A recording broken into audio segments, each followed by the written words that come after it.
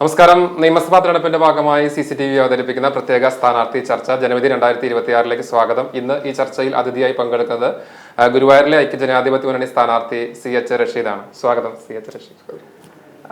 രണ്ടാം മത്സരം എത്രത്തോളം ആത്മവിശ്വാസമുണ്ട് ഇത്തവണ മത്സരത്തിന് വരുമ്പോൾ? ട്രെൻഡൊക്കെ എങ്ങനെയാണ് ഈ ഘട്ടത്തിൽ? 100% ഇത്തവണ UDF-നെ സംബന്ധിച്ചിടത്തോളം ഈ നിയോജകമണ്ഡലം വിജയിക്കുമെന്ന കാര്യത്തിൽ ഒരു സംശയവും ഇല്ലാത്ത ഒരു തെരഞ്ഞെടുപ്പ് നേരിടുകയാണ്. കാരണം എല്ലാ സാഹചര്യങ്ങളും ഞങ്ങൾക്ക് അനുകൂലമാണ്. ഇടതുപക്ഷ ജനാധിപത്യ മുന്നണിയെ സംബന്ധിച്ചിടത്തോളം സർക്കാരിന് എതിരായിട്ടുള്ള ഒരു വികാരം തെളിയിക്കുന്നുണ്ട്. നിലവിലുള്ള MLA-ക്കെതിരായിട്ടും ഇവിടെ പൊതുവികാരമുണ്ട്. അതിനപ്പുറത്ത് UDF-നെ സംബന്ധിച്ചിടത്തോളം ഈ നിയോജകമണ്ഡലം UDF-ന് ഭൂരിപക്ഷമുള്ള സോളിഡ് വോട്ടുള്ള ഒരു നിയോജകമണ്ഡലമാണ്. ആ നിയോജകമണ്ഡലത്തിൽ ചില കാരണങ്ങളെ കൊണ്ട് ഞങ്ങൾക്ക് പരാജയപ്പെട്ടു എന്നുള്ളത് ശരിയാണ്. പക്ഷേ UDF-ൻ്റെ ബേസിക് വോട്ട് ഇവിടെ വിജയിക്കാവുന്ന വോട്ടുണ്ട്. അത് നേടിയെടുത്ത് ഞങ്ങൾ വിജയിക്കും. അതിന് മേറെ വരുന്നത് സർക്കാരിനെതിരായിട്ടും MLA-ക്കെതിരായിട്ടും ഉള്ള പൊതുവികാരങ്ങളെ കൂടി ഞങ്ങൾക്ക് ലഭിക്കും. നല്ല ഭൂരിപക്ഷത്തിൽ വിജയിച്ചു പോകാൻ ഇത്തവണ കഴിയും. നിയമസഭാ തെരഞ്ഞെടുപ്പ് പ്രഖ്യാപനത്തിന് മുമ്പ് വളരെ സജീവമായി കേട്ടുന്നതാണ് ഗുരുവായൂർ നിയോജക മണ്ഡലം ലീഗും കോൺഗ്രസും വെച്ചുമാറുന്ന തരത്തിലേക്ക്, പട്ടാമ്പി ഉൾപ്പെടെ. പിന്നീട് ആ തീരുമാനം മാറ്റുന്ന സാഹചര്യമുണ്ട്. എന്തായിരിക്കാം ഈ കാലങ്ങളായിട്ട് ലീഗിന് ആധിപത്യം ഉണ്ടായിരുന്നൊരു മണ്ഡലമാണ്. തുടക്കകാലം മുതൽ ലീഗിന്റെ MLA-മാരായിരുന്നു. സമീപകാലത്താണ് LDF-നെ ആധിപത്യത്തിലേക്ക് അവർ വരുന്നത്. 2 പതിറ്റാണ്ടായി അവർക്ക് വിജയമുള്ള ഒരു സാഹചര്യമാണ്. എന്തുകൊണ്ടായിരിക്കാം ഈ സീറ്റ് മാറുന്ന, അല്ലെങ്കിൽ മണ്ഡലം പരസ്പരം കോൺഗ്രസും അതുപോലെ ലീഗും മാറുന്ന ഒരു സാഹചര്യത്തിലേക്ക് എത്തുന്ന ഒരു സ്ഥിതി ഉണ്ടായി? അത് ഇത്തവണ UDF-നെ സംബന്ധിച്ചിടത്തോളം UDF-ന്റെ നേതൃത്വം ഒറ്റക്കെട്ടായി എടുത്തൊരു തീരുമാനം പരമാവധി സീറ്റുകൾ വിജയിച്ചെടുക്കുക എന്നുള്ളതാണ്. പരമാവധി സീറ്റുകൾ വിജയിച്ചെടുക്കുക എന്ന് UDF തീരുമാനിക്കുമ്പോൾ സ്വാഭാവികമായും നിലവിൽ തോറ്റുകൊണ്ടിരിക്കുന്ന മണ്ഡലങ്ങൾ വിജയിക്കാൻ എന്താണ് മാർഗം എന്നതിനെക്കുറിച്ചുള്ള ആശയവിനിമയങ്ങളും സ്വാഭാവികമായിട്ടും നടക്കും. അതിൻ്റെ ഭാഗമായിട്ട് നിലവിൽ കോൺഗ്രസ് പാർട്ടിക്ക് ഇവിടെ നിന്ന് വിജയിക്കാൻ കഴിയും എന്നൊരു ആത്മവിശ്വാസം ഉണ്ടാവുകയും മുസ്ലിം ലീഗ് കഴിഞ്ഞ കുറച്ച് വർഷങ്ങളായി തോൽക്കുകയും ചെയ്യുന്നു എന്നുള്ളതുകൊണ്ടുള്ളൊരു ചർച്ച ഉണ്ടായിട്ടുള്ളത് ശരിയാണ്. പക്ഷേ രണ്ട് കക്ഷികളും ഒരുപോലെ അത് അംഗീകരിച്ചുകൊണ്ടാണ് ഇത്തവണ UDF-ൽ മുസ്ലിം ലീഗ് സ്ഥാനാർത്ഥിക്ക് വിജയിച്ചു വരാൻ കഴിയും എന്ന സാഹചര്യം ഉണ്ട് എന്ന് ബോധ്യപ്പെട്ടതിൻ്റെ അടിസ്ഥാനത്തിലാണ് ഇരു കക്ഷികളും, കോൺഗ്രസ് ആയാലും മുസ്ലിം ലീഗ് ആയാലും, ഒരുമിച്ചെടുത്ത തീരുമാനമാണ് ഇത് മുസ്ലിം ലീഗ് മത്സരിക്കട്ടെ എന്നുള്ളത്. അങ്ങനെയാണ് ഈ സീറ്റ് വിഭജന ചർച്ച മുന്നേ. സ്വാഭാവികമായിട്ടും ഈ സീറ്റ് വിഭജന ചർച്ച നടക്കുന്ന സമയത്ത് സീറ്റുകളെക്കുറിച്ച്, വെച്ചു മാറുന്നതിനെക്കുറിച്ച്, ജയസാധ്യതകളെക്കുറിച്ചുള്ള ചർച്ച നടക്കും. ആ ചർച്ചയുടെ ഭാഗം മാത്രമാണ്. ഇത്തവണത്തെ റിസൾട്ട് എതിരാവുകയാണെങ്കിൽ അടുത്ത തെരഞ്ഞെടുപ്പിൽ ഒരുപക്ഷെ മാറാം. അല്ല, അങ്ങനെ ഒരു ചിന്ത പോലും ഞങ്ങൾക്കില്ല. 100% ഒരു ചർച്ചയുടെയും അതിൻ്റെ സാധ്യതകളെക്കുറിച്ചുള്ള പഠനത്തിന് ശേഷമാണ് മുസ്ലിം ലീഗ് തന്നെ മത്സരിക്കണം എന്ന് തീരുമാനിക്കുന്നത്. അതുകൊണ്ട് തന്നെ ഇത്തവണ ഞങ്ങളെ സംബന്ധിച്ചിടത്തോളം പരാജയപ്പെടുക എന്നൊരു ചിന്തയേ ഇല്ല. ഈ മണ്ഡലത്തിൽ ഇപ്പോൾ ഏറ്റവും സജീവമായി ചർച്ച ചെയ്യുന്ന വിഷയമാണ് അഡ്വക്കേറ്റ് ഗോപാലകൃഷ്ണന്റെ വിവാദ പരാമർശം. കഴിഞ്ഞ ഇത്രയും 5 പതിറ്റാണ്ടായി ഒരു MLA പോലും ഭൂരിപക്ഷ സമുദായത്തിന് ഉണ്ടായിട്ടില്ല എന്ന തരത്തിലുള്ള പരാമർശം ഉണ്ടായി. പോലീസ് കേസെടുത്തു. LDF-ഉം UDF-ഉം പരാതി കൊടുക്കുന്ന സ്ഥിതി ഉണ്ടായി. ഇത്തരം ഒരു പരാമർശം UDF-ന്റെ വോട്ട് ബാങ്കിൽ, പ്രത്യേകിച്ച് ഭൂരിപക്ഷ സമുദായത്തിന് ലഭിക്കുന്ന വോട്ട് ബാങ്കിൽ വിള്ളലുണ്ടാക്കുമെന്ന് അങ്ങേക്ക് തോന്നുന്നുണ്ട്? അല്ല, അത് സത്യത്തിൽ പറഞ്ഞാൽ BJP-യുടെ ഒരു ആഗ്രഹമാണ് ഈ നിയോജകമണ്ഡലത്തെ സംബന്ധിച്ച്. ഗുരുവായൂർ നിയോജകമണ്ഡലം നമുക്കൊക്കെ അറിയുന്ന പോലെ അത് ക്ഷേത്ര നഗരി ഉൾപ്പെടുന്ന ഒരു നിയോജകമണ്ഡലമാണ്. ഈ നിയോജകമണ്ഡലത്തിൽ ഒരിക്കലും ഒരു വർഗീയതയ്ക്ക് പിന്തുണ നൽകാത്ത ഒരു നിയോജകമണ്ഡലം, വർഗീയതയെ എല്ലാ കാലത്തും പ്രതിരോധിച്ച നിയോജകമണ്ഡലമാണ്. ഇപ്പോൾ നിങ്ങൾ നോക്കൂ, കഴിഞ്ഞ പാർലമെൻറ്റ് തെരഞ്ഞെടുപ്പ്, ആ പാർലമെൻറ്റ് തെരഞ്ഞെടുപ്പിൽ BJP-യുടെ സ്ഥാനാർത്ഥി ഇതേപോലെയുള്ള പ്രചരണവുമായി വന്നതാണ്. ബാക്കി മണ്ഡലങ്ങളിലൊക്കെ അദ്ദേഹത്തിന് ഭൂരിപക്ഷം നേടാൻ കഴിഞ്ഞില്ല. ഗുരുവായൂരിൽ UDF-ന് 8000 വോട്ടിന്റെ ഭൂരിപക്ഷം നൽകി ഇവിടെ ആ വർഗീയതയെ പ്രതിരോധിച്ച നിയോജകമണ്ഡലമാണ്. ഇവിടെ അത്തരം ഒരു പരാമർശവുമായി ഇവിടെ വിത്തിടാൻ വരുന്ന BJP സ്ഥാനാർത്ഥിക്ക് അത് കരിഞ്ഞു പോകും, അല്ലാതെ അതിവിടെ മുളപൊട്ടാൻ പോകുന്നില്ല എന്ന് മാത്രമേ പറയാനുള്ളൂ. UDF-ന്റെ വോട്ടിൽ ഒരു തരത്തിലുള്ള സ്പ്ലിറ്റിംഗ് നടത്താൻ സാധിക്കില്ല എന്ന ആത്മവിശ്വാസം ഉണ്ട്? ഒരിക്കലും ഇല്ല, ഒരിക്കലും അങ്ങനെ ഒരു സംഗതി ഉണ്ടാവില്ല. അത് മാത്രമല്ലെന്നേ, ഇവിടെ എല്ലാ കാലത്തും നിങ്ങൾ ആലോചിക്കൂ, ഞങ്ങളെ സംബന്ധിച്ചിടത്തോളം പ്രത്യേകിച്ച് പറയാം, ഇത് മുസ്ലിം ലീഗ് ദീർഘകാലം വിജയിച്ച മണ്ഡലമാണ്. ഈ മുസ്ലിം ലീഗിനെ പ്രതിനിധീകരിച്ച ആളുകളെ കുറിച്ച് നിങ്ങൾ ആലോചിക്കും. ശ്രീ PK ബാവ കഴിഞ്ഞ 3 തവണ ഇവിടുന്ന് ജയിച്ച ആളാണ്. PK ബാവ കേരളത്തിലെ പൊതുമരാമത്ത് വകുപ്പ് മന്ത്രിയാണ്. ബാവയെക്കുറിച്ച് ശബരിമലയിലേക്കുള്ള കാനനപാതയിൽ എത്ര മനോഹരമായ ഒരു പാത വളരെ സൃഷ്ടിച്ച ആളാണ് PK ബാവ. മാത്രമല്ല മുസ്ലിം ലീഗിൽ പറയുമ്പോൾ ശ്രീ പത്മനാഭസ്വാമി ക്ഷേത്രം നിന്നിരുന്ന തിരുവനന്തപുരം വെസ്റ്റ്, അന്നത്തെ വെസ്റ്റ്, അവിടെ PAP മുഹമ്മദ് കൊണ്ട് ഞങ്ങളുടെ പ്രതിനിധിയായി തെരഞ്ഞെടുക്കപ്പെട്ട MLA ആയിരുന്നു. അങ്ങനെ എല്ലായിടങ്ങളിലും ഒരിക്കലും ഞങ്ങളെക്കുറിച്ച് അങ്ങനെ ഒരു ആക്ഷേപം ഉന്നയിക്കാനോ ഞങ്ങൾക്ക് അതിൻ്റെ പേരിൽ ഒരു വോട്ട് നഷ്ടപ്പെടും എന്ന ഒരു ചിന്തയെ ഞങ്ങൾക്കില്ല. ഇത് ഗുരുവായൂർ മതേതരത്വം കാവൽ നിൽക്കുന്ന ഒരു നിയോജകമല്ല, അത് തീർച്ചയായിട്ടും അത് നിൽക്കും. ഗുരുവായൂരിലെ ലീഗ് സ്ഥാനാർത്ഥികളെ പറ്റി പൊതുവെ പറയുന്ന ഒരു ആക്ഷേപം കാണാം. പുറത്തുനിന്ന് വരുന്ന സ്ഥാനാർത്ഥി വർത്തന്മാർ വരുന്നു, തദ്ദേശീയരായ ആളുകളെ മത്സരിപ്പിക്കുന്നില്ല. കഴിഞ്ഞ തവണ വളരെ തീക്ഷ്ണശാലിയായ അല്ലെങ്കിൽ സാംസ്കാരിക മുഖ്യകാതർ മത്സരിച്ചുവെങ്കിലും വിജയിക്കാൻ സാധിച്ചില്ല. അപ്പോൾ തദ്ദേശീയരായ ആളുകൾ വരണമെന്ന ആഗ്രഹം ലീഗിലും UDF ഉണ്ടായിരുന്നു. അല്ല, സ്വാഭാവികമായും പഴയ കാലം പോലെയല്ല. ഇപ്പോൾ എല്ലായിടങ്ങളിലും ജനപ്രതിനിധികൾ അവർക്ക് എല്ലായ്പ്പോഴും അവൈലബിൾ ആവണം എന്നുള്ളതുണ്ട്. അത് മനുഷ്യർ ആഗ്രഹിക്കുകയാണ്. നിയമനിർമ്മാണ സഭയിൽ പോയി രാജ്യത്തിൻ്റെയും ഭരണഘടനയ്ക്ക് അനുസൃതമായി നിയമനിർമ്മാണം നടത്തി ഭരണം മുന്നോട്ട് കൊണ്ടുപോകുക എന്ന ഒരു ചിന്തയ്ക്കപ്പുറത്തേക്ക് ജനപ്രതിനിധികൾ, പ്രത്യേകിച്ച് MLA-മാരൊക്കെ എല്ലായ്പ്പോഴും അവരുടെ വിശേഷങ്ങളിലും അവരുടെ ദൈനംദിന ജീവിതങ്ങളിലും എല്ലായ്പ്പോഴും സാന്നിധ്യം ഉണ്ടാവണമെന്ന് ജനങ്ങൾ ആഗ്രഹിക്കുന്നു. അതിൻ്റെ ഒരു ഭാഗമായി അങ്ങനെ ഒരു ചിന്തയുണ്ട്. പക്ഷേ നിങ്ങൾ നോക്കൂ, കഴിഞ്ഞ 2021 തെരഞ്ഞെടുപ്പ് നിങ്ങളിപ്പോൾ പറഞ്ഞു. 2021 തെരഞ്ഞെടുപ്പിൽ ശ്രീ KN ഖാദർ വന്നു. കേരളത്തിലെ ഏറ്റവും പ്രഗത്ഭനായ പ്രഭാഷകനാണ്, നല്ല ചിന്തകരാണ്. അത്തരത്തിൽ ഒട്ടേറെ കഴിവുകളും പ്രാപ്തരുമായിട്ടുള്ള KN ഖാദർ ഇവിടെ വന്ന് മത്സരിച്ചപ്പോഴും പക്ഷേ KN ഖാദറിന് അതിനു മുമ്പുണ്ടായിരുന്ന ഞങ്ങളെ പോലെയുള്ള UDF-ൻ്റെ സ്ഥാനാർത്ഥികൾക്ക് ലഭിച്ചതിനേക്കാൾ കൂടുതൽ വോട്ട് ലഭിച്ചിട്ടുണ്ട്. 58,000 വോട്ട് KN ഖാദറിന് ലഭിച്ചിട്ടുണ്ട്. അപ്പോൾ UDF സ്ഥാനാർത്ഥികൾക്ക് അസംബ്ലിയിൽ കിട്ടിയ ഏറ്റവും നല്ല വോട്ട് വിഹിതമാണ് അദ്ദേഹത്തിന് കിട്ടിയത്. പക്ഷേ വോട്ട് കൊണ്ട് ഗെയിം ചേഞ്ചർ ആവാൻ പറ്റില്ല. അത് 18,000 വോട്ട് അദ്ദേഹം പരാജയപ്പെട്ടു. അതിന് കാരണം എന്താണ്? 33,000 വോട്ട് 2019 ശ്രീ സുരേഷ് ഗോപിക്ക് BJP-ക്ക് ഉണ്ടായിരുന്നു 2019. പക്ഷേ 21 ആയപ്പോൾ ആ 33,000 വോട്ട് ഏകപക്ഷ അതിൽ നിന്ന് 6,000 മാറ്റി നിർത്തിയാൽ ബാക്കി മുഴുവൻ വോട്ട് BJP-യുടേത്. ഇടതുപക്ഷ BJP-ക്ക് സ്ഥാനാർത്ഥി ഉണ്ടായിരുന്നില്ലല്ലോ. BJP സ്ഥാനാർത്ഥി ഉണ്ടായിരുന്നു. അല്ല, പത്രിക തള്ളി പോകുക എന്നുള്ളത് BJP-ക്ക് പിന്തുണയ്ക്കുന്ന ഒരു സ്ഥാനാർത്ഥി ഉണ്ടായാൽ BJP-യുടെ വോട്ട് അവിടെ വരണ്ടേ? എന്തുകൊണ്ട് BJP-യുടെ വോട്ട് അവിടെ ഉണ്ടായില്ല? ആ വോട്ട് ഏകപക്ഷീയമായി പോയല്ലോ. അപ്പോൾ സ്വാഭാവികമായിട്ടും അതൊരു ഡീലിന്റെ ഭാഗമാണെന്നാണ് ഞങ്ങൾ കഴിഞ്ഞ ദിവസങ്ങളിലൊക്കെ റഷിക ഈ ഒരു ഡീലിന്റെ കാര്യം BJP ഒപ്പം തന്നെ CPM ഡീലിന്റെ കാര്യം പറഞ്ഞു. പക്ഷെ അതിൻ്റെ ഒരു മാത്തമെറ്റിക്സ്, അതിന് തൊട്ടുമുമ്പ് തെരഞ്ഞെടുപ്പിൽ നിവേദിത സിഹരന് 26,000-ൽ പരം വോട്ടുണ്ട്. കഴിഞ്ഞ തവണ അത് 6,000-ആയി മാറി. പക്ഷെ വിജയിച്ച സ്ഥാനാർത്ഥിക്ക് LDF-ന്റെ സ്ഥാനാർത്ഥിക്ക് 3,000 വോട്ട് മാത്രമേ കൂടിയിട്ടുള്ളൂ. അപ്പൊ സ്പ്ലിറ്റ് ആയി 77,000 വോട്ട് കിട്ടി. ഈ ഇപ്പൊ നിലവിലുള്ള MLA-ക്ക് ഏറ്റവും വലിയ വോട്ട് കിട്ടി ആ തെരഞ്ഞെടുപ്പിൽ. വിജയമാർജിൻ 18,000. വിജയമാർജിൻ 18,000.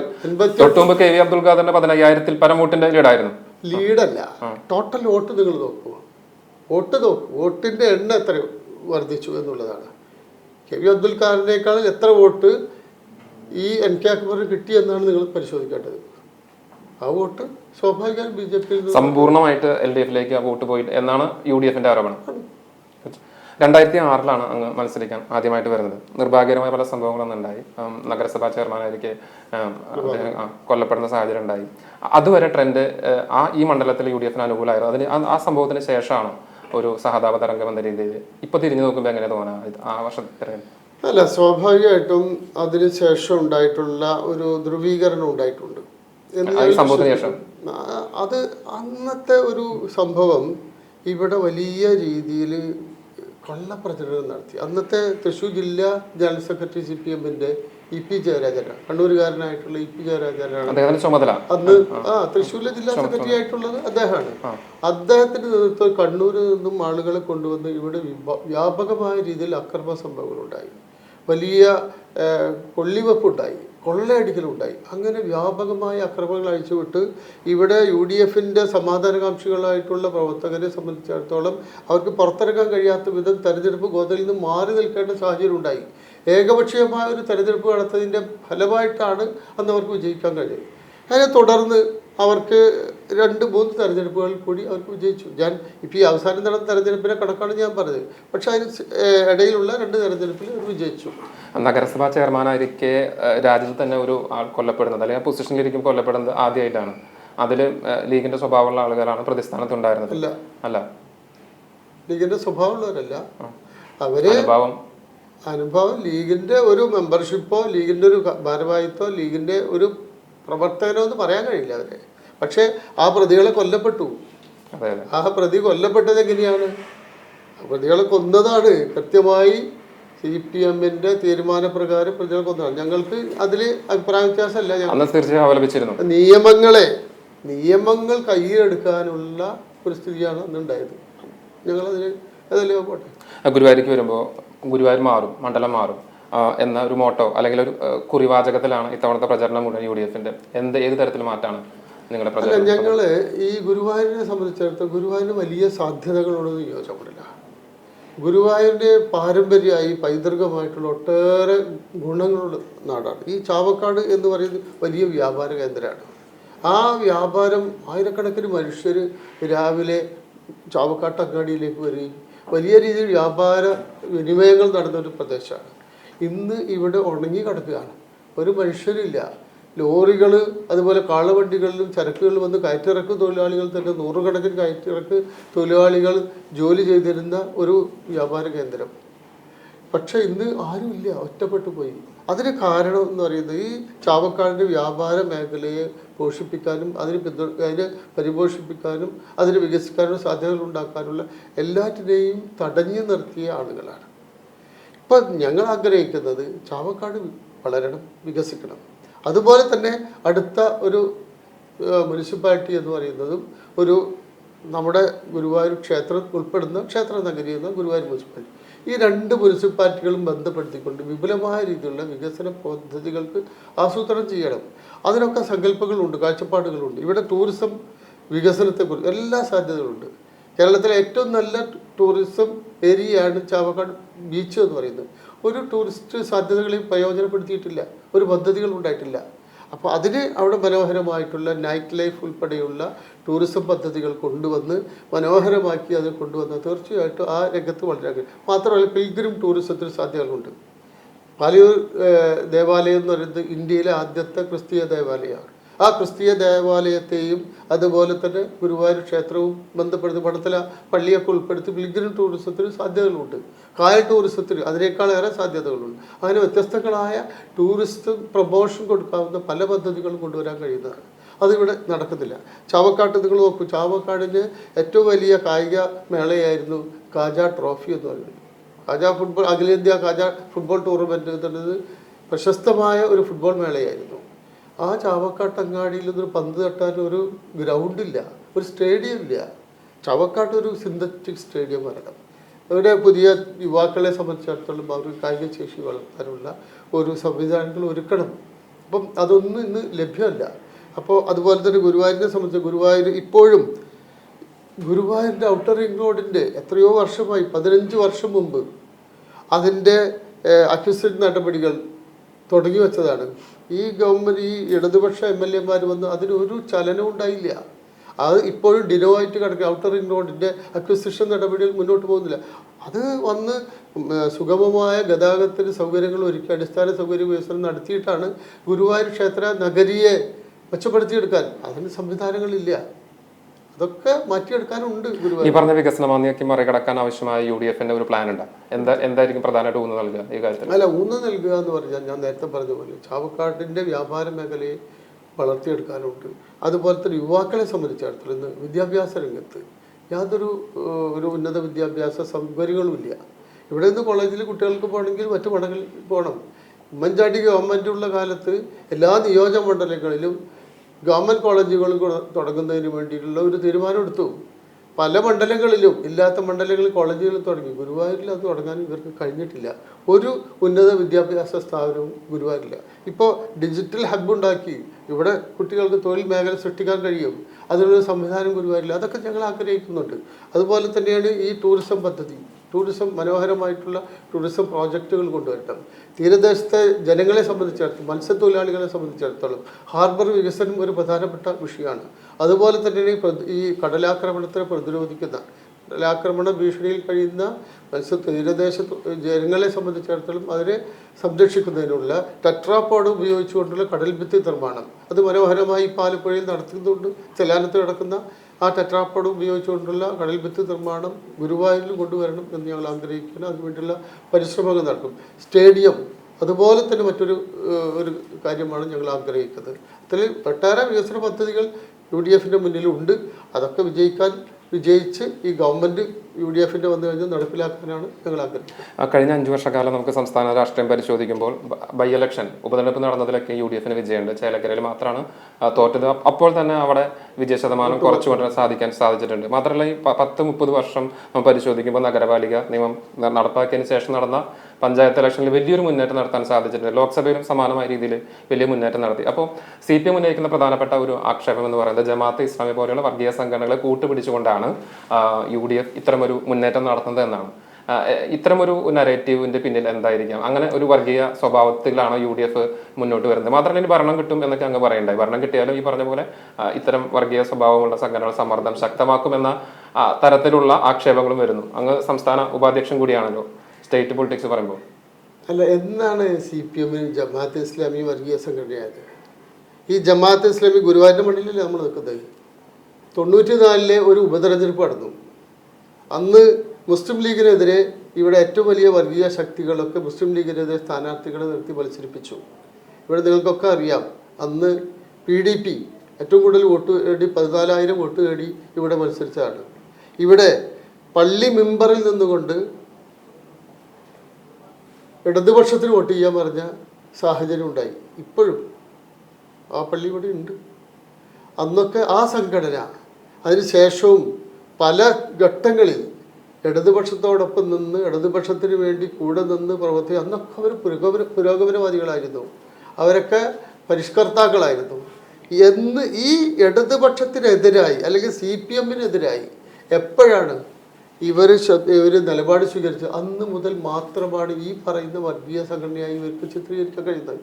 അപ്പം അതൊന്നും കേരളത്തിലെ ജനങ്ങളെ സംബന്ധിച്ചിടത്തോളം ഇവരുടെ പ്രസ്താവനകളെ കൊണ്ടൊക്കെ ഈ ആളുകളുടെ നിലപാടുകളെ, അഭിപ്രായങ്ങളെ, അവരുടെ അറിവുകളെ, അവരുടെ ബോധ്യങ്ങളെ അതിനൊക്കെ മറികടക്കാമെന്ന് CPM കരുതേണ്ടതില്ല.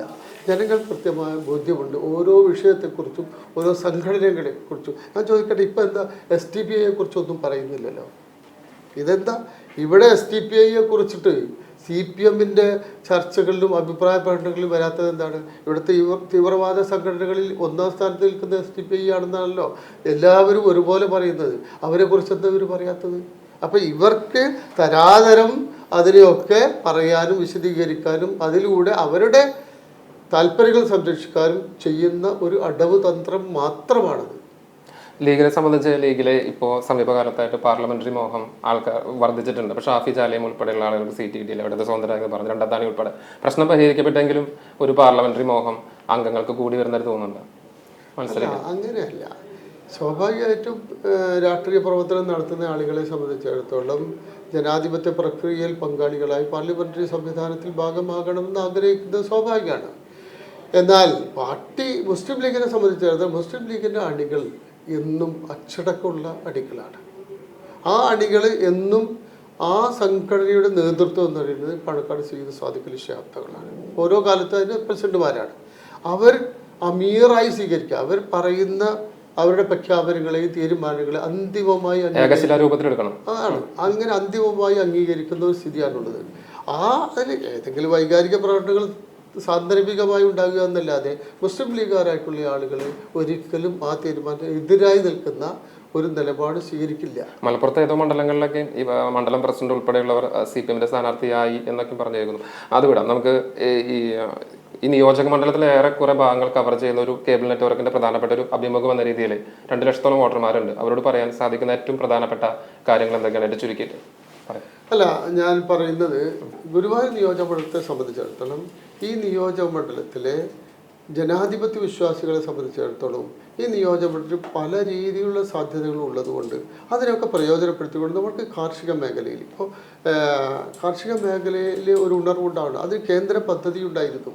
ആ കേന്ദ്ര പദ്ധതി നമ്മുടെ പൊന്നാനിയിലും അതുപോലെ മണലൂരും ഭംഗിയായി നിർവഹിച്ചപ്പോഴും കുട്ടാടൻപാടം പദ്ധതി വേണ്ടത്ര ശ്രദ്ധയില്ലാതെ അത് തരിശിട്ട് പോയി എന്നാണ് പറയാനുള്ളത്. അത് പുനരുജ്ജീവിപ്പിക്കണം. ആ കാർഷിക മേഖലയെ പുനരുജ്ജീവിപ്പിച്ച് കാർഷിക മേഖലയിൽ ഉണർവുണ്ടാക്കണം. അതുപോലെ തന്നെ നമ്മുടെ ഈ പ്രദേശത്തുള്ള ക്ഷേത്രവുമായി ബന്ധപ്പെട്ട് ക്ഷേത്ര നഗരിയുടെ വികസനവും അവിടെ നിന്ന് ടൂറിസ്റ്റുകളിൽ തീർത്ഥാടകർക്ക് സൗകര്യപ്രദമായിട്ടുള്ള സംവിധാനങ്ങൾ ഒരുക്കണം. അതുകൂടാതെ യുവാക്കളെ സംബന്ധിച്ചിടത്തോളം അവരുടെ കായിക രംഗത്തെ വളർച്ചയും അതുപോലെ തന്നെ അവർക്ക് പഠനവും പുതിയ ഉന്നത വിദ്യാഭ്യാസ രംഗത്ത് കൂടുതൽ സാധ്യതകൾ ഉയർന്നു വരാനുള്ള സാധ്യതകളൊക്കെ ഒരുക്കേണ്ടതുണ്ട്. ഇതിനൊക്കെ അനുയോജ്യമായ രീതിയിൽ ഒരു മാനിഫെസ്റ്റോ UDF ഇവിടെ തയ്യാറാക്കിയിട്ടുണ്ട്. അതനുസരിച്ച് ഈ നിയോജകമണ്ഡലത്തിൽ എല്ലാവരുടെയും വോട്ടുകൾ ഐക്യജനാധിപത്യ മുന്നണിയുടെ സ്ഥാനാർത്ഥി എന്ന നിലയ്ക്ക് ഞാൻ പറയാം 2006 മത്സരിച്ച് പരാജയപ്പെട്ടതാണ്. തീർച്ചയായിട്ടും ഈ 2026 വീണ്ടും മത്സരിക്കുന്നത്. 20 വർഷത്തെ ഇടവേളയ്ക്ക് ശേഷമാണ് മത്സരിക്കുന്നത്. പക്ഷേ മുസ്ലിം ലീഗ് പാർട്ടിയെ സംബന്ധിച്ചിടത്തോളം UDFനെ സംബന്ധിച്ചിടത്തോളവും വലിയ പ്രതീക്ഷയിൽ ഇത്തവണ മത്സരിക്കുമ്പോൾ നിങ്ങളുടെ എല്ലാവരുടെയും പിന്തുണ ഉണ്ടാകണം എന്ന് ഈ സമയത്ത് എല്ലാവരോടും കൂടി അഭ്യർത്ഥിക്കുകയാണ്. 2 പതിറ്റാണ്ടിലധികമായിട്ട് ചാവക്കാട് ലീഗിന് MLA ഇല്ല. തൃശ്ശൂർ ജില്ലയിൽ തന്നെ MLA ഇല്ല. നമുക്കറിയാം സമീപകാല തെരഞ്ഞെടുപ്പുകൾ ലോക്സഭ മറ്റെല്ലാ നിയോജക മണ്ഡലങ്ങളിലും BJP മുന്നിൽ വന്നപ്പോഴും ഗുരുവായൂർ UDF മുന്നിൽ വരുന്ന സ്ഥിതിയുണ്ടായി. ലോക്കൽ ബോഡിയിൽ പകുതിയിലേറെ തദ്ദേശ സ്ഥാപനങ്ങളും ഭരിക്കുന്നത് UDF ആണ്. അപ്പോഴും 5000 വോട്ടിൻ്റെ അടുത്ത ലീഡ് UDFനുണ്ട്. ഈ ഒരു മികവ് നിയമസഭാ തെരഞ്ഞെടുപ്പിലും ഉണ്ടാകും. CH റഷീദ് 2ാം അംഗത്തിൽ വിജയിച്ച് നിയമസഭയിൽ എത്തുമെന്ന ആത്മവിശ്വാസമുണ്ട്. എത്ര വോട്ടിന് വിജയിക്കും? ഏറ്റവും അവസാനത്തെ ചോദ്യം. അല്ല, ഞാൻ നേരത്തെ പറഞ്ഞു ഞങ്ങളുടെ നിലവിലുള്ള ബേസിക് വോട്ട് വെച്ചിട്ട് ഞങ്ങൾക്ക് ഒരു 6000-7000 വോട്ടിന് ഭൂരിപക്ഷമുണ്ട്. എന്നാൽ ഗവൺമെൻറ് വിരുദ്ധ വോട്ടുകളും അതുപോലെ MLAക്കെതിരായിട്ടുള്ള പൊതുവികാരവും ഞങ്ങൾക്ക് അനുകൂലമാകും. 10000-ൽ കുറയാത്ത വോട്ടിന് ഈ നിയോജകമണ്ഡലത്തിൽ നിന്ന് ചെയ്യും. വളരെ നന്ദി. തിരക്കുകൾക്കിടയിലും ഇവിടെ വന്നതിനും പ്രതികരിച്ചതിനും നിലപാട് വ്യക്തമാക്കിയതിനും താങ്ക് യു.